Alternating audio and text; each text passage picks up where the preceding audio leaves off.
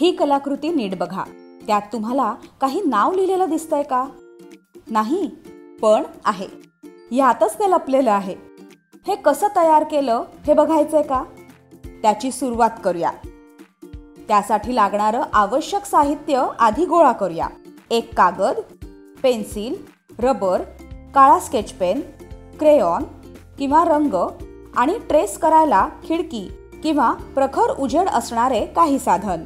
सगळ्यात आधी A4 आकाराचा कागद नीट चौकोनी आकारात कापून घ्या. आता ह्या चौरसाच्या 4 घड्या करा, रुमालासारखी.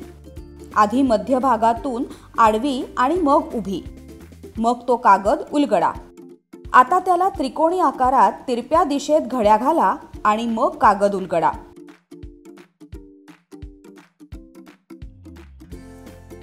आता ह्याची परत त्रिकोणी घडी घाला.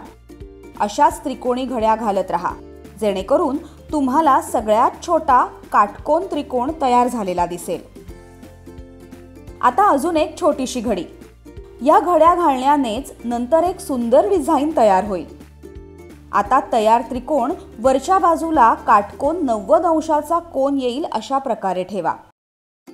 आता पेन्सिलने तुमचं नाव मोठ्या लिपीत डावीकडून उजवीकडे लिहा. लिहिताना प्रत्येक अक्षर त्रिकोणाच्या वरच्या आणि खालच्या काठाला जोडून लिहा. नाव पूर्ण लिहून झालं की स्केच पेनने हळूहळू त्यावर गिरवून घ्या. आता कागद उलगडा. त्यात अनेक भाग तयार झालेले दिसतील. आता एक जादू होणार आहे. कागद खिडकीत किंवा प्रखर उजेड असलेल्या ठिकाणी घेऊन जा. आता ट्रेसिंग करायचंय. तुम्ही लिहिलेलं नाव त्रिकोणी आकारात ट्रेस करा. त्यासाठी पेन्सिल किंवा स्केच पेन जे सोयीचं असेल त्याचा वापर करा. आता परत कागदाला घडी घाला आणि दुसऱ्या भागात ट्रेस करा. लक्षात ठेवा, तुमचं लिहिलेलं नाव आरशात दिसतं तसं उलटं दिसायला हवं. प्रत्येक वेळी कागद आधी त्रिकोण आकारात आणि एकदा चौकोनी आकारात घडी करायला हवा. अशाच प्रकारे कागद परत परत त्रिकोणी घडी घालून त्यावर तुमचं नाव ट्रेस करत जा. असं करत कागदाचे 8ही भाग तुमच्या नावाने भरून जातील.